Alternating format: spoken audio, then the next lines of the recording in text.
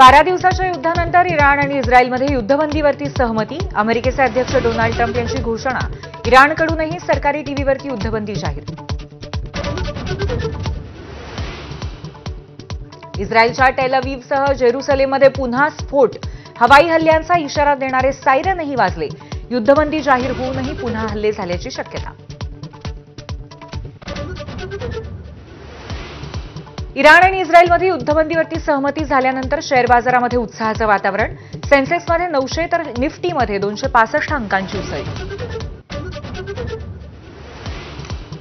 बारामतीतल्या माळेगाव सहकारी साखर कारखान्याच्या निवडणुकीची मतमोजणी सुरू. उपमुख्यमंत्री अजित पवार सत्ता राखणार का याकडे लक्ष. इयत्ता पहिलीपासून त्रिभाषा सूत्रावरती साहित्यिक, भाषातज्ञ, राजकीय नेते आणि संबंधितांशी बोलूनच अंतिम निर्णय घेणार. मुख्यमंत्र्यांसोबतच्या वर्षावरील बैठकीत निर्णय. स्थानिक स्वराज्य संस्थांच्या निवडणुकीसाठी भाजप ॲक्शन मोडवर. वर्षा बंगल्यावरती आज संध्याकाळी बैठक. भाजपचा ॲक्शन प्लॅन ठरण्याची शक्यता. मनसेच्या केंद्रीय समितीची आजही बैठक. बीएमसी निवडणुकीच्या पार्श्वभूमीवर दक्षिण मुंबई विभागाचा आढावा घेणार. काम न करणाऱ्या पदाधिकाऱ्यांना पर्याय शोधण्याचं काम सुरू.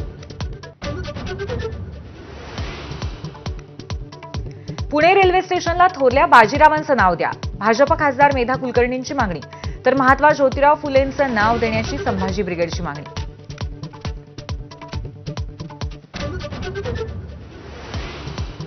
पुढचे 5 दिवस कोकणासह विदर्भातही मुसळधार पावसाची शक्यता.